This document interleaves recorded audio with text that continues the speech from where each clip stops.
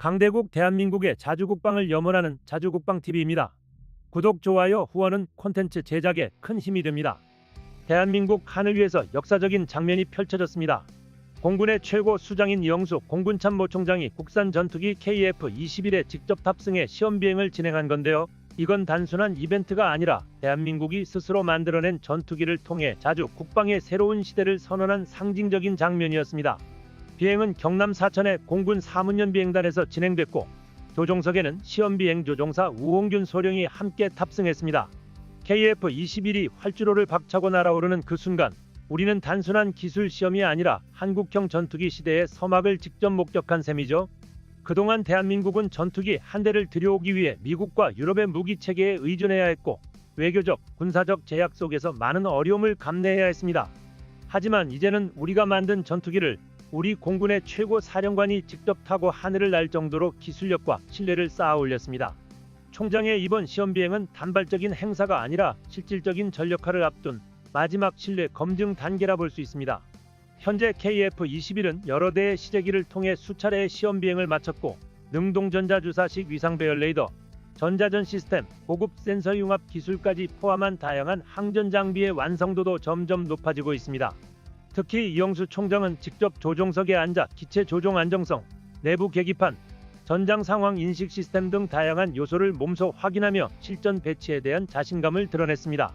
이 모든 흐름은 KF-21의 양산이 더 이상 계획이 아니라 현실이 되었음을 보여주고 있습니다. 현재 양산 1호기 제작이 이미 시작되었고 이 전투기는 조만간 대한민국 공군의 주력 기체로 자리 잡게 될 것입니다. 더불어 수출 가능성도 점점 확대되고 있습니다. 사우디아라비아를 비롯해 필리핀, 이집트 등 세계 여러 국가들이 KF-21에 관심을 보이며 한국산 전투기가 세계 시장에서 경쟁력을 갖춘 상품으로 자리 잡고 있다는 걸 증명하고 있죠. 공군의 수장이 직접 탑승한 전투기, 이것은 단순한 홍보가 아닙니다. 이것은 전 세계의 대한민국이 자체 개발한 첨단 전투기에 대해 확신을 가지고 있다는 강력한 메시지입니다. 이젠 더 이상 우리는 남이 만든 전투기를 받아 쓰는 나라가 아니라 우리가 만든 전투기를 직접 타고 날고 수출까지 하는 항공기술 강국으로 우뚝 섰습니다. KF-21은 더 이상 미래의 전투기가 아닙니다. 그것은 오늘날 대한민국의 기술력, 국방력, 그리고 자존심 그 자체입니다. 대한민국 KF-21 전투기는 순수 국산 기술로 만든 첫 초음속 전투기인 만큼 다양한 성능 개발에 신중을 기하며 성공을 거듭해왔습니다. 초음속 전투기는 아음속보다 세밀한 동체 설계가 필요하고 첨단 장비도 갖춰야 하는 만큼 개발 자체가 어렵습니다.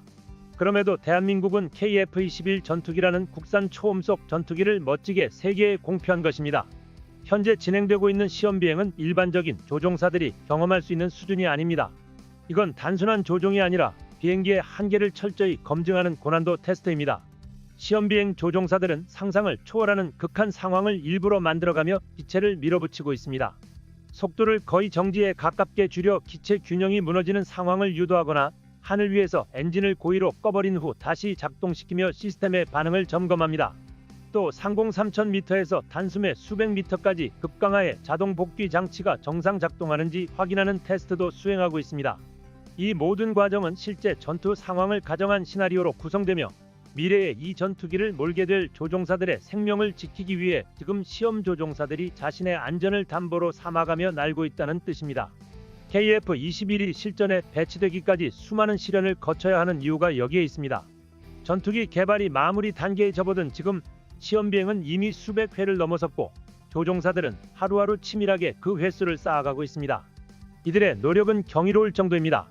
사실 한국이 이 사업을 시작했을 때 해외 유수의 전투기 개발업체들은 이 일정을 기적에 기대는 무모한 도전이라고 평가했을 정도였습니다. 하지만 지금 대한민국은 어떻습니까? 계획대로 지연 없이 완벽하게 로드맵을 따라가고 있습니다. 이례적인 속도에 놀란 해외 언론들은 하나같이 한국의 개발 현황에 감탄을 쏟아내고 있습니다. 실제로 미국이나 유럽의 선진국들도 신형 전투기 개발에서 실전 배치까지 평균 15년 이상이 걸립니다. 하지만 대한민국은 이를 10년 안팎으로 줄였고 현재까지 개발 진척도는 그 누구보다도 안정적입니다.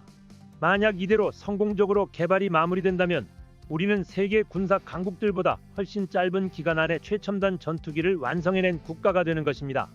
이 놀라운 성과는 그냥 만들어진 게 아닙니다. 수많은 방해와 회의론을 뚫고 하루하루 피말리는 압박 속에서 이뤄낸 결과입니다. 외부의 압력과 음해, 내부의 반대 여론을 이겨내며 대한민국은 묵묵히 기술을 쌓아 올렸고 이제는 6세대 전투기 기반 기술에까지 손을 뻗고 있습니다. 스텔스 기술, 국산 엔진, 복합 항전 장비까지 우리 기술로 우리 하늘을 지킬 준비를 하나하나 완성해가고 있는 중입니다. 특히 KF-21의 스텔스 성능은 눈에 띄게 향상되고 있습니다. 현재는 블록 1의 성능을 고도화하는 단계에 있으며 2028년까지 완성을 목표로 하는 블록 2 개발도 꾸준히 이어지고 있습니다. 예전엔 많은 국가들이 한국이 스텔스 전투기를 만든다고 라며 의심의 눈초리를 보냈습니다. 하지만 대한민국이 새로운 흡수체 기술을 개발하고 이를 공식적인 연구자료로 발표하자 그 반응은 완전히 바뀌었습니다. 요즘은 전 세계가 너도나도 6세대 전투기 개발에 뛰어들고 있지만 현실은 그렇게 간단하지 않습니다. 대한민국은 무리한 도약 대신 4세대, 4.5세대, 5세대를 하나씩 밟아가며 기술의 근간부터 차근차근 쌓아 올리고 있습니다. 그 과정에서 스텔스부터 고성능 센서, 네트워크 중심 전장 대응 기술까지 6세대 기술의 일부 요소들을 실질적으로 확보해 나가고 있는 상황입니다. 이런 성장을 불편하게 바라보는 국가도 있죠. 대표적으로 중국이 있습니다. 중국 인민일보는 자국의 제20 전투기를 극찬하며 그간 우리 전투기 기술을 깎아내려왔지만 이제는 KF-21이 실제로 하늘을 나는 모습을 보며 아무 말도 못하고 있는 분위기입니다. 한국의 기술 성장 속도에 이제는 미국조차 놀라워하고 있습니다. 지금 대한민국은 그동안 우리가 열등하다고 말하던 나라들과의 격차를 빠르게 좁히고 있습니다. 하지만 여전히 중국 관영 언론과 일본의 우익 매체들은 우리가 이룬 성과가 믿기지 않는다며 미국 기술을 훔쳐왔다는 터무니없는 주장까지 하고 있습니다. 하지만 우리는 알고 있습니다. 이 모든 기술은 우리가 직접 개발한 것이고 누구의 것도 아닌 오직 대한민국의 힘으로 이뤄낸 성취라는 것을 말입니다. 하지만 일본은 메이지 유신과 일제강점기, 한국전쟁을 거치며 국가 자체가 부유해졌지만 한국은 일제강점기와 한국전쟁 시절로 인해 피폐해졌습니다. 일본은 그 시절 한국으로 인해 전쟁 특수 등 수혜를 입은 것은 생각하지 않고 한국의 전투기 발전 속도를 운운하며 기술력이 뒤처진다고 비웃었습니다. 특히 전세계가 6세대급 전투기 개발에 돌입하는 지금 한국은 이제야 5세대 전투기 개발을 진행하면서 그것조차 단번에 만들어내지 못하고 4.5세대부터 만드는 모습이 우습다며 역시 전투기 후진국답다고 조롱하기 바빴습니다. 일본은 본인들은 기술을 축적해 이미 6세대 전투기인 F3를 개발하고 있는데 한국과 일본의 격차는 엄청나다고 자화자찬했습니다.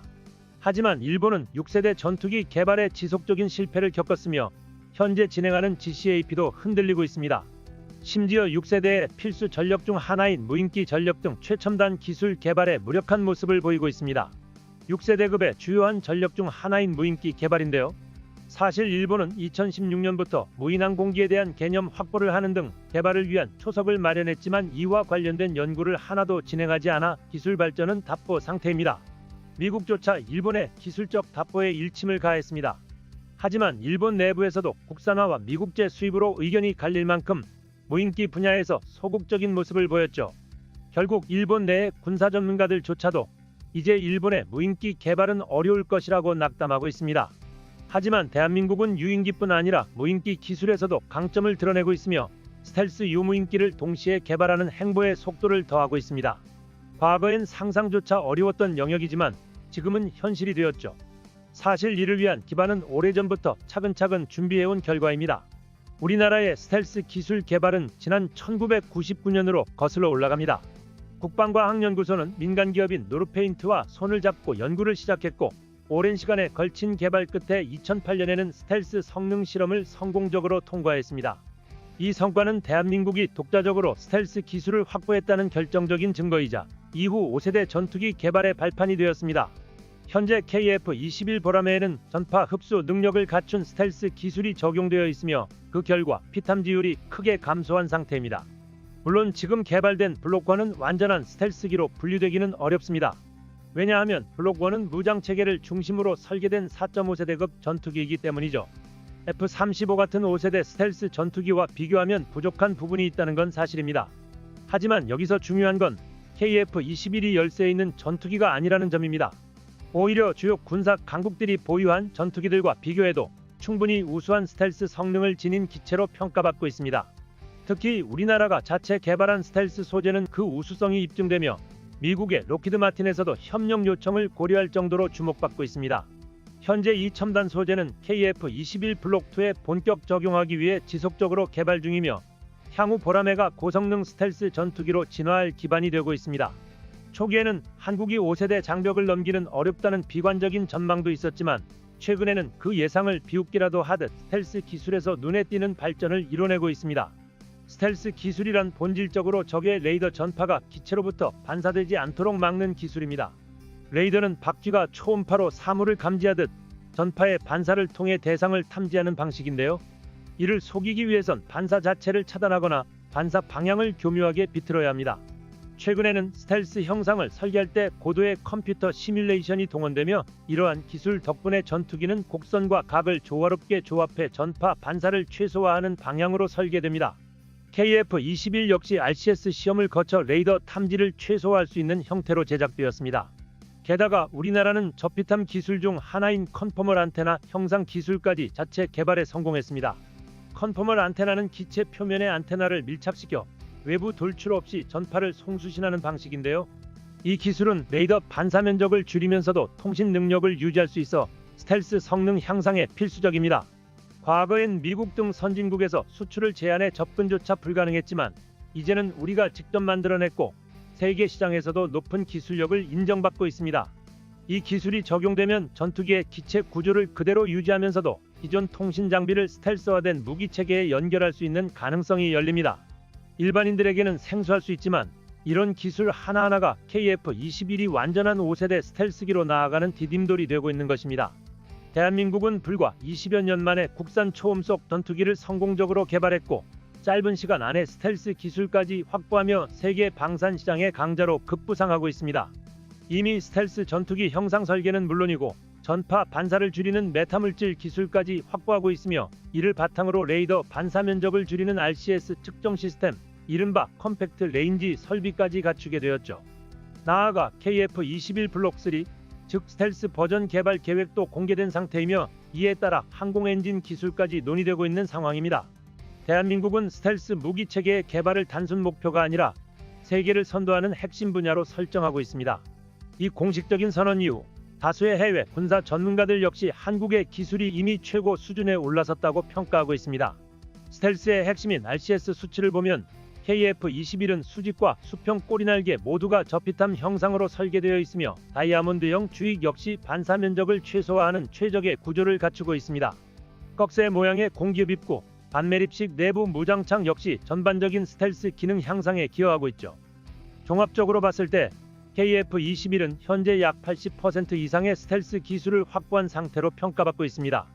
레이더 반사 면적은 관측 각도에 따라 달라지기 때문에 정면에선 거의 보이지 않다가도 측면이나 후면에선 비교적 쉽게 탐지되는 경우도 있습니다. 그래서 진정한 스텔스 성능을 확보하려면 단순한 형상 설계뿐 아니라 전파를 흡수하는 특수 도료의 적용이 필요합니다. 이 도료가 바로 램이라 불리는 흑색 탄소 분말과 미세 철 입자 기반의 스텔스 페인트입니다. 과거엔 이 도료 외에는 대안이 없을 정도로 전 세계가 주목했지만 이제 한국은 이 기술에 있어서도 독자적인 역량을 갖춰가고 있습니다.